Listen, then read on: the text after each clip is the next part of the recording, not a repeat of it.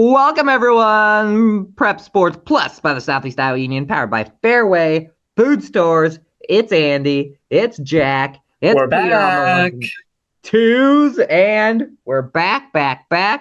Week 2 of the high school football season is over.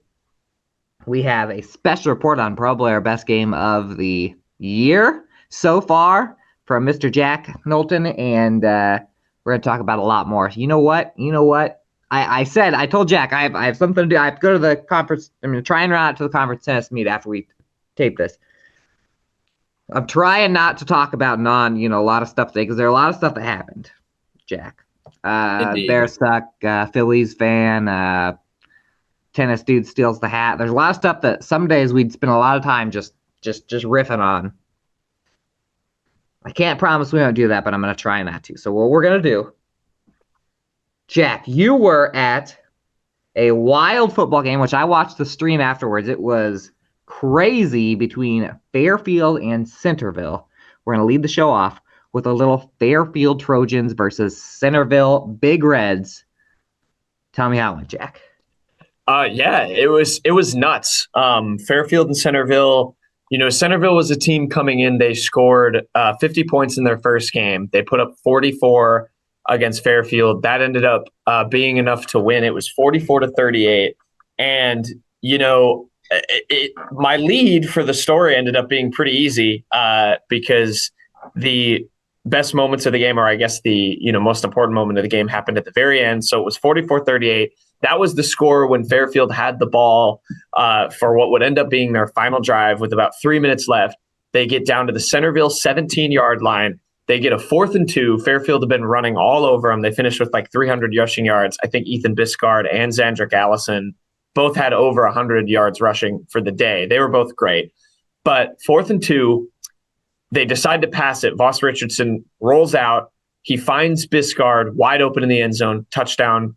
Fairfield's going to get the lead, or tie. That was to tie the game, obviously, pending the point after, which was not automatic, by the way. Fairfield had a kick blocked. Allison, I think, made his other 2, and then they went for 2 a couple times. I don't think they ever got it, or maybe got it once on 2-point tries. So that wasn't going to be automatic, but they score a touchdown, seemingly tied the game. Flag, holding, brings it back 10 yards.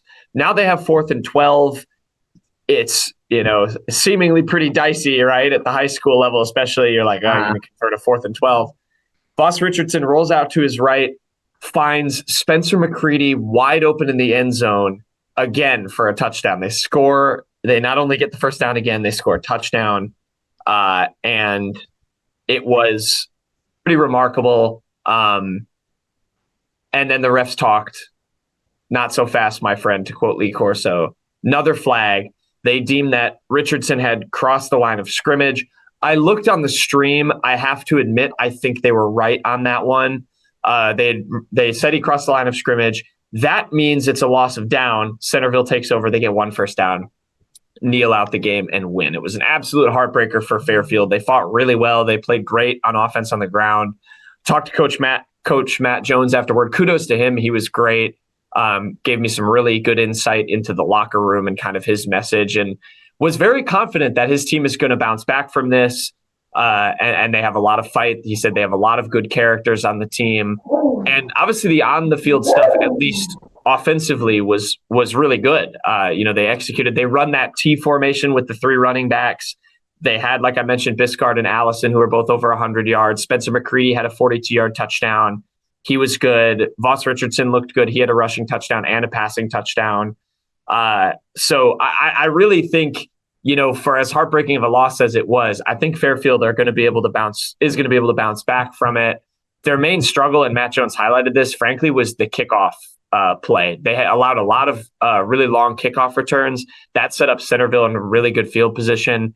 And they had a nice night. They're a really good offensive team. Like I said, they've scored 95 points in 2 games. So putting a team like that in good field position to start drives is probably not going to be a recipe for success. But, Fairfield showed a lot of good things, and it seemed like they're pretty confident that they're going to come back. I think the one of the best quotes I had from Jones after the game was just, the sun's going to come up tomorrow. They have to forget about it, put it out of their minds. They have their homecoming week this week against Mediapolis. They want to win that game bad. They're 0-2 now, and obviously they want to get a win on homecoming. So it was a crazy game, crazy ending, a bit of a heartbreaker for Fairfield, but they seem pretty confident that they're going to bounce back. Yeah, that sets up. I mean, it's homecoming. They're 0-2 with games they could have won and that they probably played well in. And Mediapolis is similar, 0-2 with games they played well in. And so I'll be at the homecoming game this Friday. Happy homecoming, by the way. Last year we remembered to say happy homecoming to everybody whose homecoming it was. Happy homecoming to Fairfield. Highlands homecoming week was this week. We'll talk about that in a second. I don't remember the rest, but this is I like this. I like the setup going into Friday because Fairfield is 0-2 and Mediapolis is 0-2, but they've both played pretty well, and it's the homecoming and everything is going to be. I think it's going to be a good game. So I think that for Fairfield fans, the close game thing is going to just be something that happens a lot, because I think when we get into that district, it's going to be a lot of close games anyway, and they're not a district. They've had some battles, so.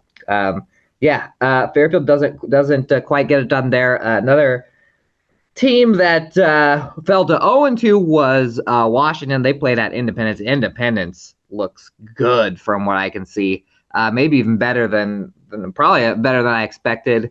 Washington's offense, after playing so well against Mid Prairie, could only score once against Independence this week. Here, let me pull up the box score as I was concerned with the notification I got about my fantasy football team. Washington, remember last week, they played Mid Prairie, and that game there were like a quarter and a half where Washington looked awesome on offense, and they ended up kind of faltering in the second half. This one is a 45-7 loss to Independence, where it was 31-0 after three quarters. So Independence ranked in the top 10. Very strong team, one of the best defenses it seems in the class. And not much going for Washington.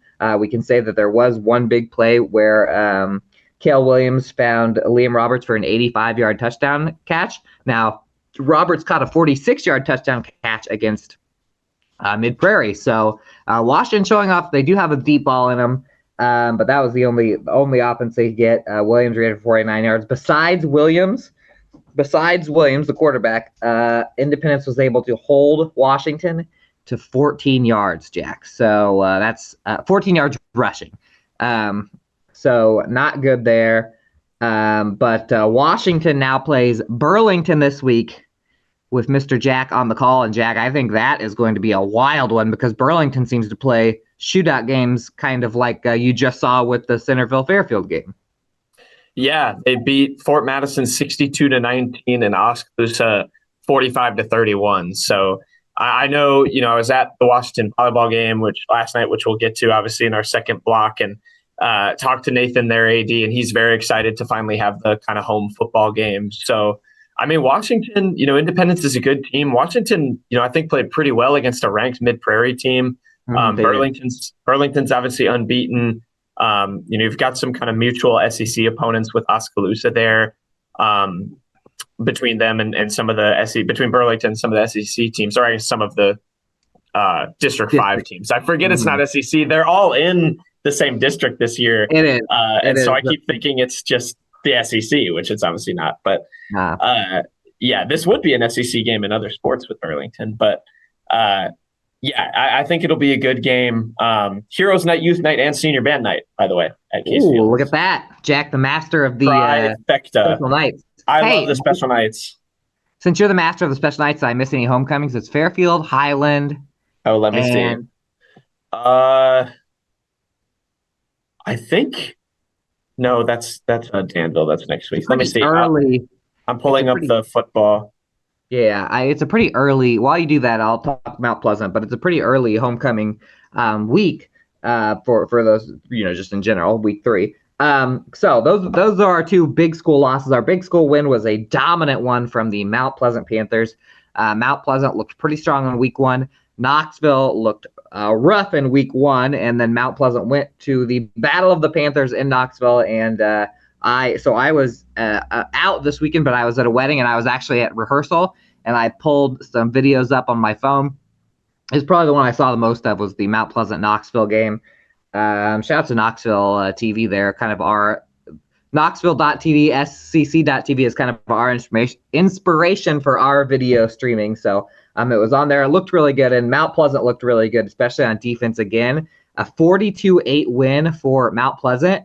So Mount Pleasant gave up 14 points against Mediapolis week one. One of those was a kicker and return touchdown. So besides the opening drive, they didn't give up anything on defense. And then Knoxville's touchdown, this one was basically a garbage time touchdown. So overall, Mount Pleasant technically has really only given up one score defensively, just that first one against Mediapolis. But this is just kind of what seems to maybe be the bread and butter of Mount Pleasant, mostly running, but a little balanced here. But Ramsey Davis went for 70 yards, but 3 touchdowns.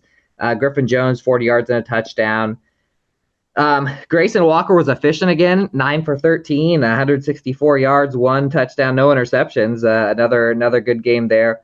The big play offensively for Mount Pleasant was Asa Rose, 74-yard touchdown reception. So we got one from Washington and one from Mount Pleasant there, one of those bomb touchdowns. Brody Clark with 3 catches for 43 yards as well. But the star of Mount Pleasant again was the defense and special teams. Big special teams play here, as Keegan Birdsell blocked a punt and Max Sloat was able to scoop it and score for a special teams touchdown. Max Sloat also had 10 or 11 tackles here. Sorry, 7 tackles. Isaiah Lang had 10. 7 tackles. Isaiah Lang had 10. Isaiah Lang was actually on the IA Sports puts out these little like the team of the week type things, kind of like the Pro Football Focus does for college football. It's obvious this is less scientific, less analytical, and it's got to be almost impossible to do. But shout out Isaiah Lang for making that. Gavin Kerr also had a fumble recovery. Jack Newman had an interception. Jack Newman also had an interception last week. So two picks there. So Mount Pleasant's defense now, strength of team wise, they haven't played like what Washington has played. Or even what Fairfield has played. But right now, Mount Pleasant's defense is looking stout, and they play Oskaloosa this week, which is another challenge for them. But Mount Pleasant, if they can just keep this ball rolling, who knows? They could be 3-1 or 4-0 going into district play, which would be pretty insane. So they've got maybe their 2 toughest games of the 4. I don't know where Mediapolis ranks in this, but with Oski this week, and then that's on the road, and then they'll return to home to play Central DeWitt, a pretty darn good team, at home on the 19th. So Mount Pleasant 2-0, Peter and Jack, and Mount Pleasant 2-0, Jack. So little hot start for the Panthers. And then I forget if you mentioned it to go back to the homecomings. Waco and Mid Prairie have homecomings this week. Mid Prairie, Sigourney, Keota. That should be a fun one. I don't think I realized the Mid Prairie, Sigourney. That's good because I'm going to do the little small school preview. Mid Prairie, Sigourney, Keota is a homecoming. That is going to be a wild atmosphere as well. So we got some winners this week. I'll be at the Fairfield game. You'll be at the Washington game. I think both of those games are going to be close and fun. Anybody going to that Mid Prairie, Sigourney, Keota game, that's going to be that'll be a good one. A war. Sigourney, Keota wants to win bad. They lost to Wilton close. Last week. So and then by the way, your team themes of your game of the week in terms of theme nights has to go to MFL Marmac versus New Hampton. Mini cheerleaders performance and dance, team performance pregame, Heroes Night recognition ceremony at halftime. They got both combo. Oh, they got a lot going on. I like the that's your my daughter does mini cheerleading. I don't know when they do it this year, but that's fun. I like the mini cheerleaders. You gotta get the kids involved, Indeed.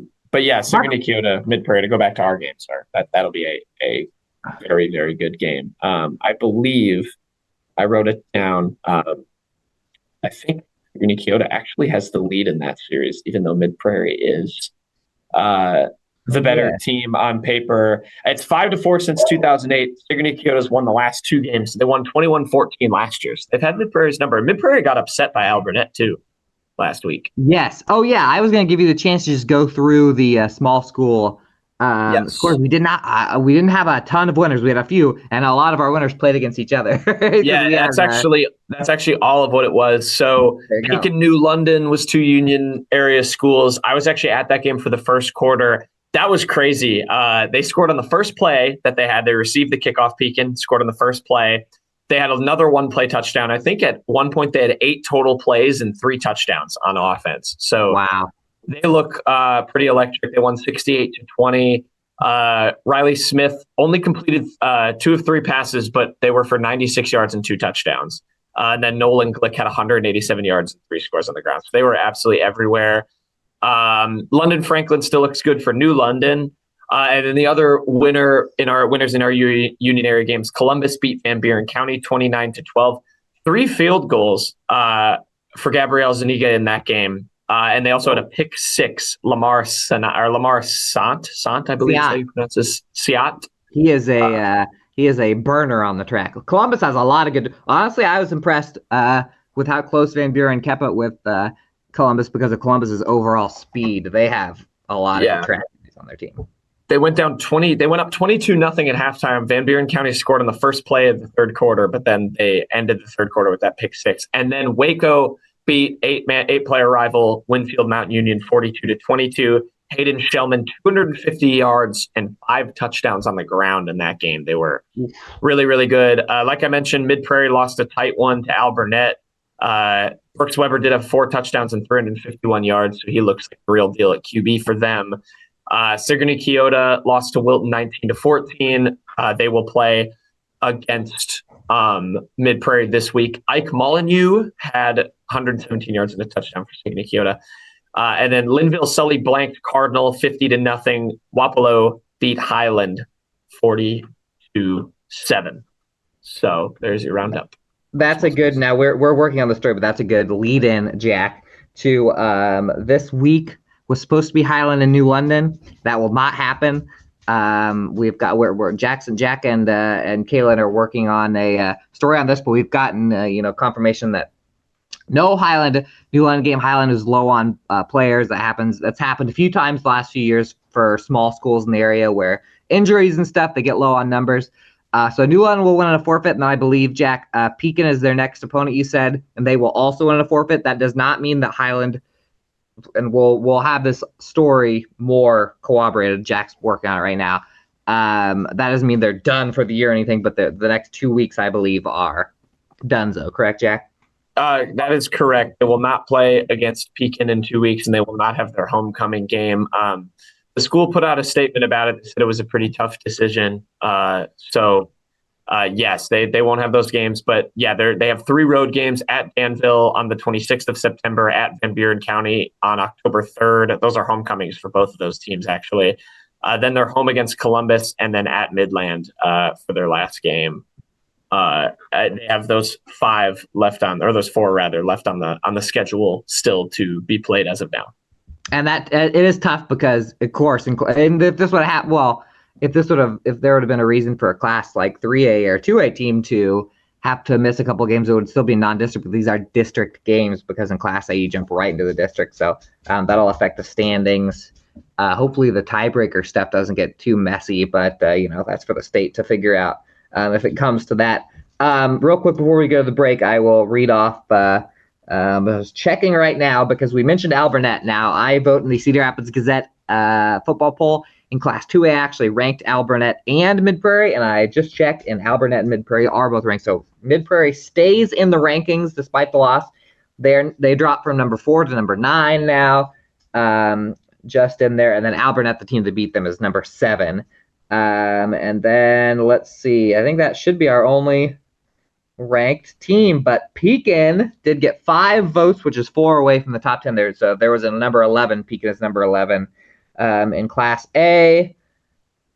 And then no more votes for Waco. Waco got 1 vote last week in the Class A player poll. I'll just say that was me. And there was a team that was kind of just below Waco in my own personal thing that beat like a top ranked team. And so Waco keep winning. I'm sure they'll be getting votes on that. But right now, our lone ranked team, the Mid Prairie Golden Hawks. So we'll see how those shake up as the year goes on. When we come back, we got some big time volleyball to hear about.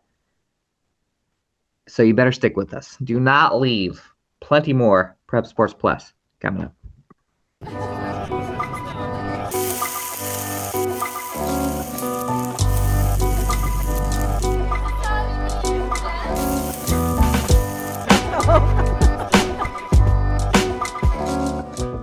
Introducing Hy-Vee Market Grill, where every meal is a delight. Start your day with our mouth-watering breakfast options and savor flavorful lunches with friends and family. Cap off your day with our delectable dinners. Hy-Vee Market Grill, where every moment is delicious.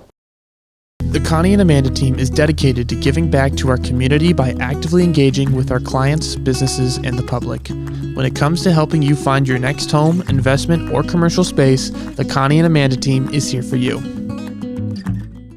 At WCHC, our goal is to take great care of our patients and our staff. We are able to approach you, take care of your issues, but also give you a path, as far as referrals or treating you right then and there. Our role in the community is taking care of something that matters to everyone. It's their family and their health. More than you expect for your health care. Southeast Iowa Union Prep Sports Plus. We're back. We're going to talk volleyball, but first let me remind you that we are powered by Fairway Food Stores, as well as all of the advertisers that you see on our screen. We say this a lot, but most of the advertisers are like 2 years running at this point. The local businesses, they stick with us. Go support those businesses. Jack, you have been at some high quality volleyball. You've seen three of our best. I don't know how many. Maybe three of our best. 5 or 6. Probably three of our best 5 for sure. Teams in the sport of volleyball play at Washington High School. Jack had a little bit of a doubleheader Monday and Tuesday. Jack, tell me about it. Yeah, it was a hotbed of volleyball at Washington to start out this week. The Demons, they were at the Anamosa tournament over the weekend. They went 2-2 in that, and that gave them some prep for a very, very good Mid-Prairie team that, by the way, Andy, spoiler alert, beat Washington and is now 10-0. They are 10-0 and have not played a single game at home. They will play against West Liberty on Thursday as their first home game of the season. They've been all on the road, and they're 10-0. They beat Washington 3-0, 25-17, the first and third set, 25-14 in the middle second set. I don't think it was much against Washington. They had some kind of struggle with serving, but Mid-Prairie is just a really darn good team. They have the co-head coach situation with Shannon Zeb Evans. Jovi Evans had 15 assists and 15 kills in that game. She's really, really versatile for Mid-Prairie. Harper Pecha had 7 kills for them as well. So I think they were just beaten by a good Mid-Prairie team. That dropped Washington to 4-7 on the year, which is so interesting because I think they are much better than that record shows. I did some calculations, Andy, because that kind of made me curious. Yeah. The teams they've lost to this year, Washington, are combined 45-21, or I guess 46-21 if you count this latest Mid-Prairie win. And they have now played 4th-ranked Mid-Prairie in 2A, and they have played Clear Creek Amana, who is first. They are the number 1 team in 4A twice. They have played them twice in 2 different tournaments. So it seems like, and you can provide some context here, I think, because you've been here last year. This was a team that weren't much above 500 last year, but they had a super good SEC record and they won the conference tournament. And it seems like that's kind of the formula again this year. So it's really interesting, but credit to Mid-Prairie. I think they're going to go really far this year. They obviously got to the state quarterfinals last season in 3A Region 8. And I think they're gonna make a real push. So Washington had to kind of eat that loss, turn around and play Fairfield last night, Tuesday night. It was streamed on the Southeast Iowa Video Network. All of the home volleyball games will be streamed on the Southeast Iowa Video Network.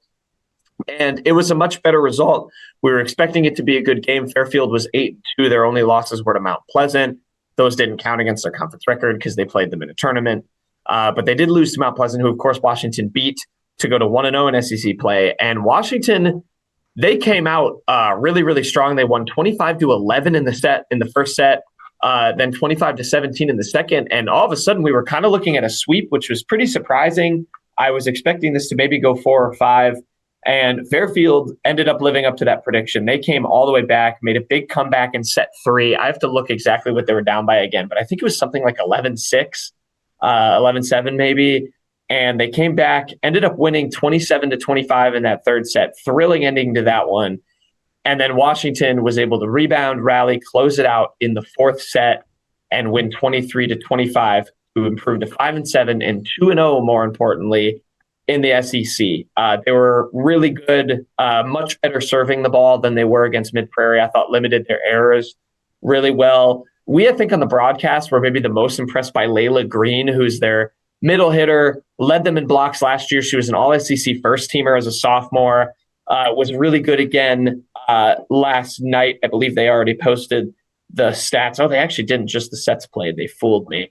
Yeah, tricky. They do that to me all the time. Not them, but volleyball teams. She was really good. And Leighton Messenger was her usual self. Fairfield had to make some adjustments. I talked with Coach Riebling after the game. She kind of said, she was trying some things. It kind of wasn't working, had to make adjustments, but they never wavered. Credit to them. Every point they won, no matter how much they were losing the set by, they had a lot of energy.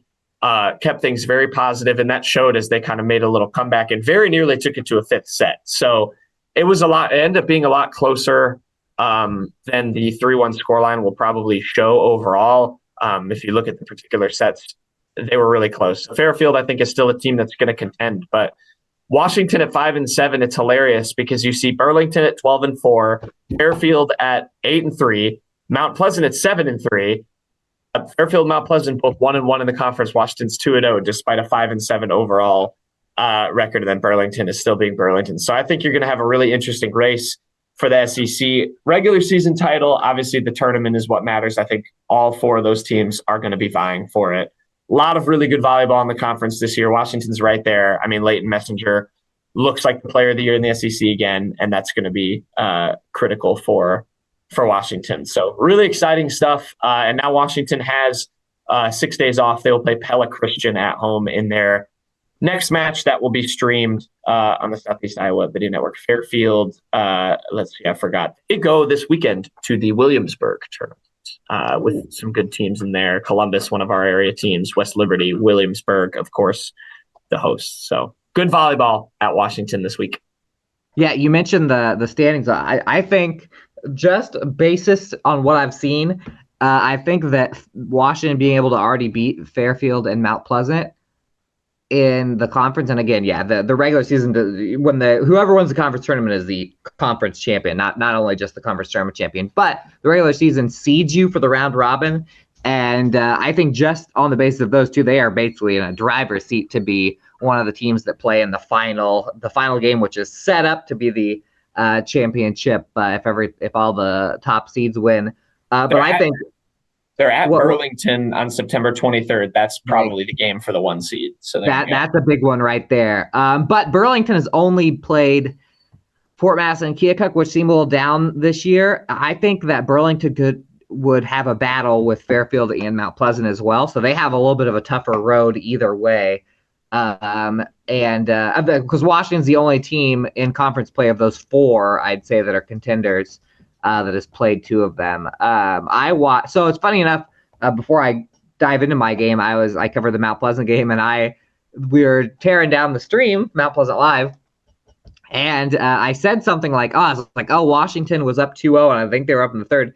So I think that they actually probably ended at the same time as us. And I clicked on the stream, and what I saw was Vicky Rebling pumping her fists, and the Fairfield girls jumping up and down because Fairfield had just sent it to a third. And then I was 30 minutes later or whatever, you guys finally started your own teardown. But so Mount Pleasant played Keokuk. And this is actually my first time to see Mount Pleasant. I knew they'd be much improved from last year just on the basis of they didn't have a lot of seniors last year. And last year, I think we kind of saw Mount Pleasant last year was one of those teams where you saw spurts where they would get the upper hand on a team that ended up being better than them or whatever, and they couldn't quite win. This year, definitely more of a for real contender. They beat Keokuk 25-14, 25-15, 25-18. Not really much drama. The third set was close up until about like 18, 16-ish.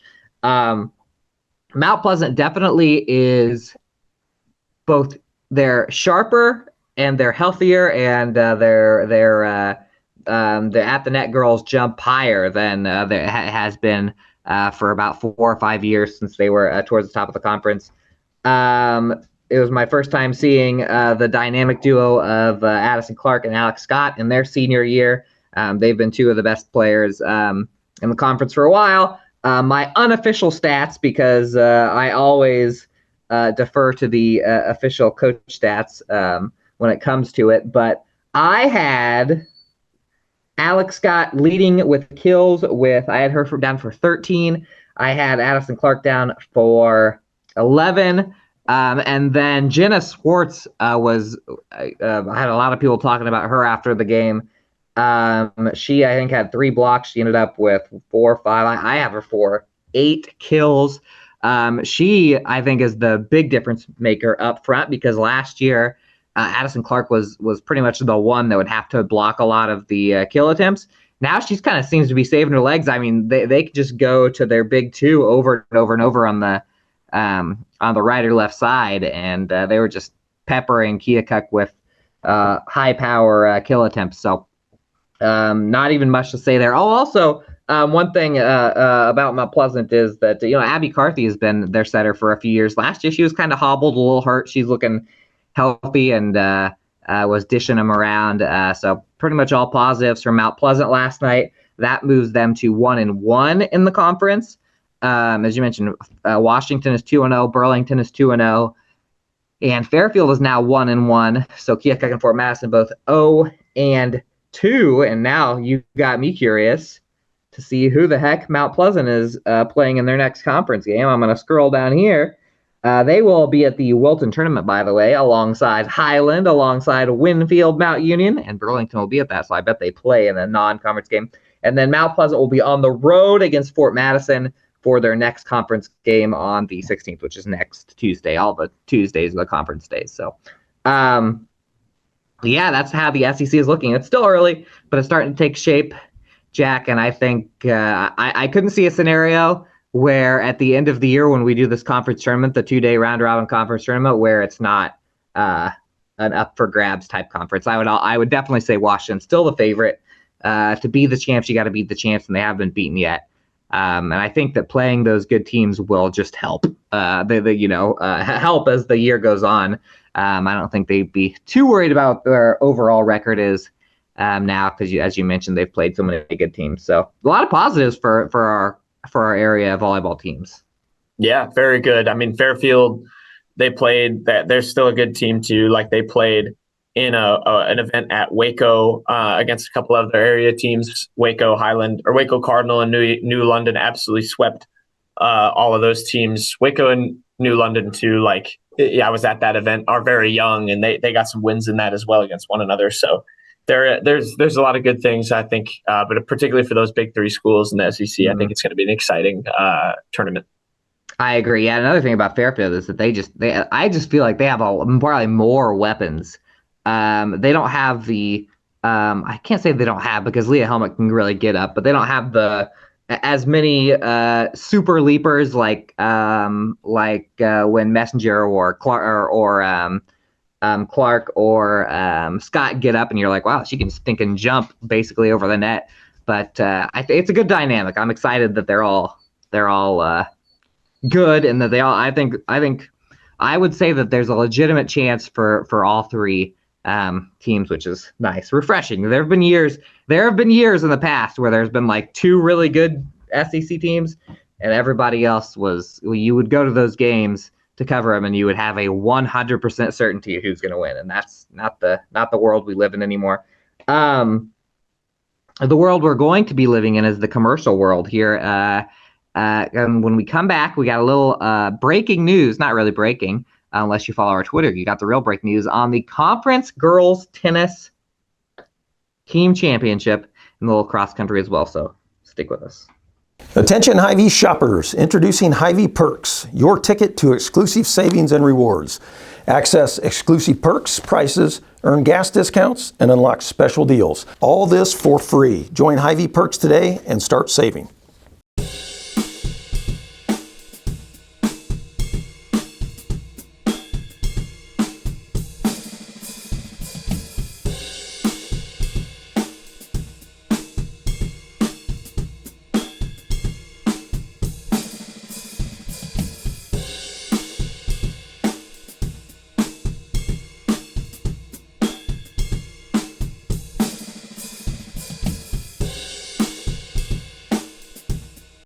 At Seafirst Credit Union, we're all about making connections, like how we connect you to that dream vacation with a savings account designed to help get you on the flight there.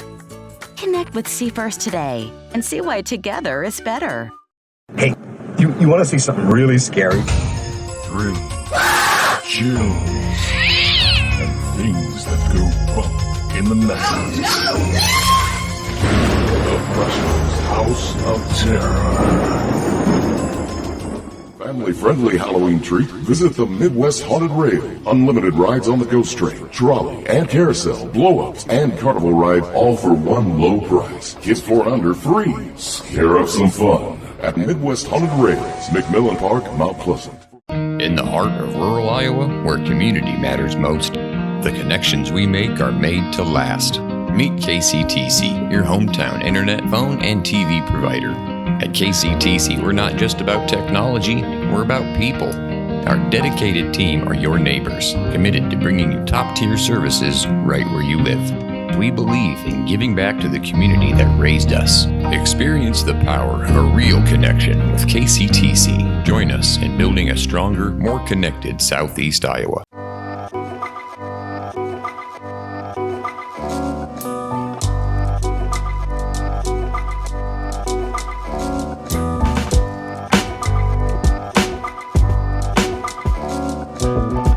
Welcome back, Prep Sports Plus, powered by Fairway Food Stores.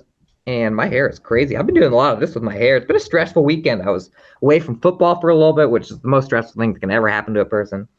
Jack, I'm going to talk a little tennis. You want to hear a little tennis? You want to hear a little tennis, Jack? I do. Let's hear a little tennis. I played tennis, Andy. Do you play tennis? I sometimes do now, and I did at the same level of the people that you're about to talk about. Oh, nice. You were a high school tennis player.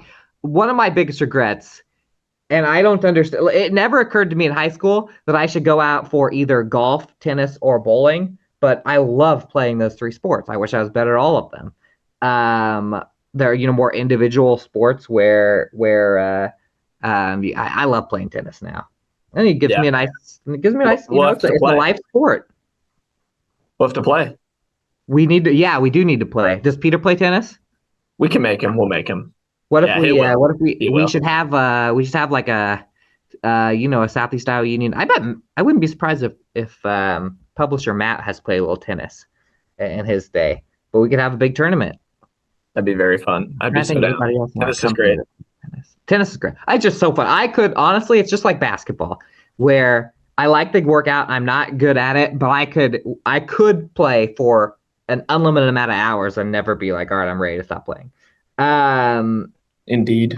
Last night I was more yesterday evening, I was at Fairfield Middle School. Now, let me set the stage. This is actually 2 nights ago, which is 3 nights ago if you watched this on Thursday. I just lied.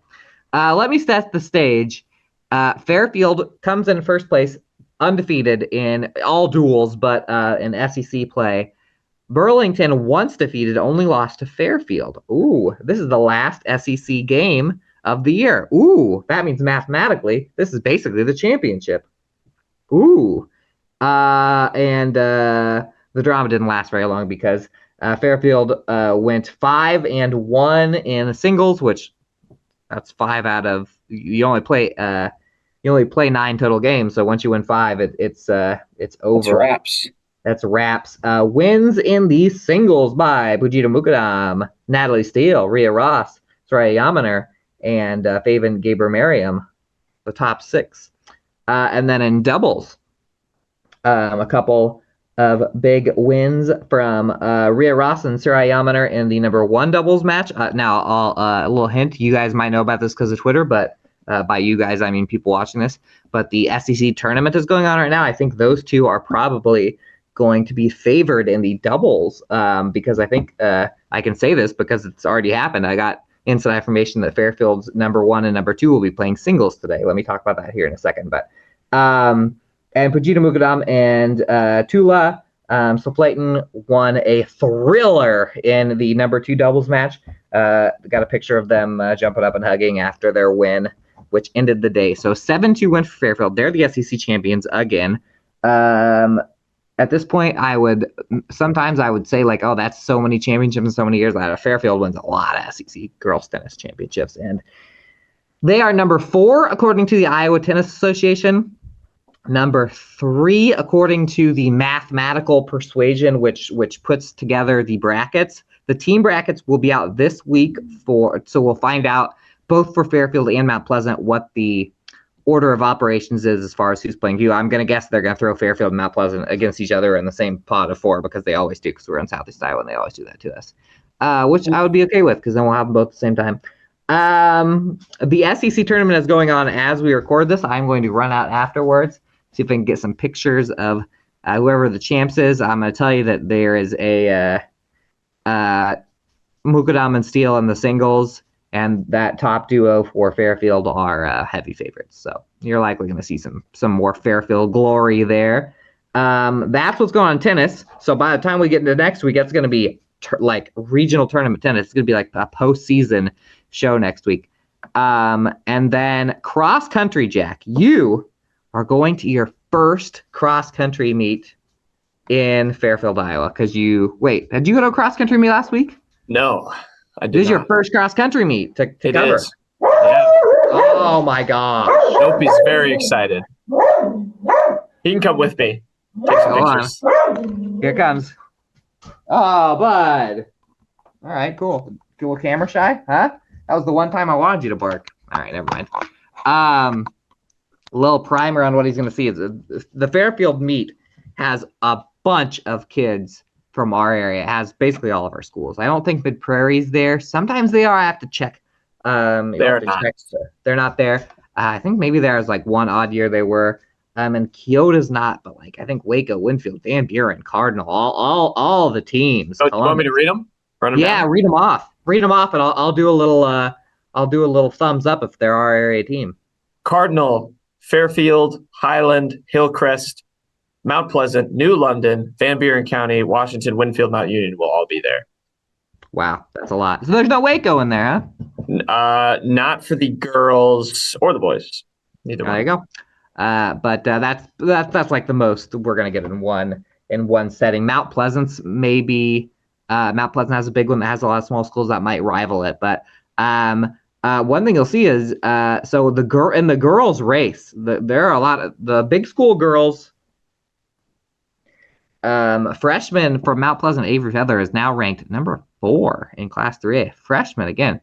Of course, she started out unranked because I don't think they even rank freshmen. But they ran in Pella and she got third to the number 1 and 2 runners. The defending champ from Pella.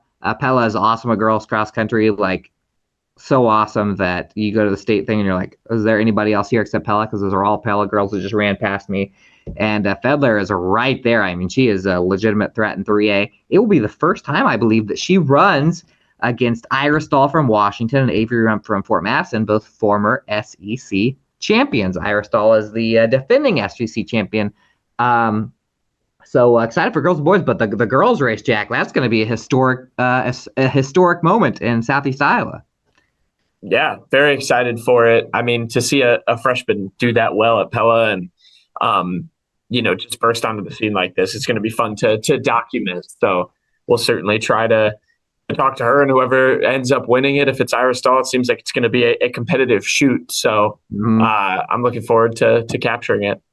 And then, we have some good. We have a lot of good individual boys, though. Some small school boys that we had a lot of state. We just good at cross. We just run. You know what? When it comes to Southeast Iowa, people just like to run. We run this town and every town. And the town that is going to be ran on Thursday, which is the day you're probably watching this because the day it comes out, is Fairfield, Iowa. And Waterworks Park. By the way, Jack, let me think of some advice just to tell you. There's going to be parking on the side.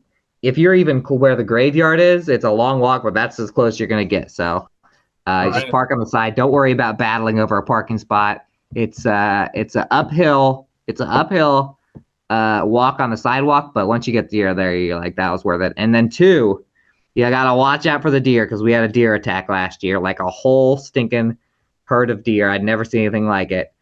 ran out in front of the lead. Actually, it was in between like the leading pack and the second pack for the girls' race. It was crazy, and I didn't get any good pictures of it. They were so fast. The deer were so fast, they scared me. They ran by me, like they rubbed up against me, and so one of my life regrets is I didn't get a great picture of it. So maybe it'll happen again. Anything else you want to say, Jack?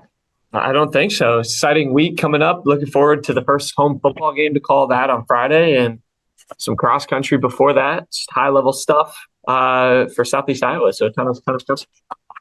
Football, and a bunch of other stuff. If I would have had the foresight, I should have dressed like the Karen ball snatching Phillies fan. That would have been a funny little prank to pull. That wouldn't have been very hard for me. I could have just dyed my hair a little bit. I have glasses already. Touchdown. Wait, what? I don't know. I was just ad-libbing. Oh, you just love football. Yeah. Just a guy who loves football. Touchdown. I'm just a football guy.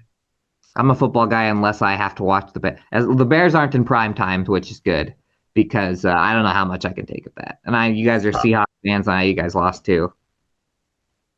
Yeah, no comment. I have no comment. I don't know how much I could take. I love football, but on Monday night I was literally just laying in silence for like an hour without saying anything. I wasn't playing on my phone. I wasn't watching anything on TV. I was just looking into the abyss. So depressing. Anyway, that's it. When do you think we'll see our friends that watch the show again?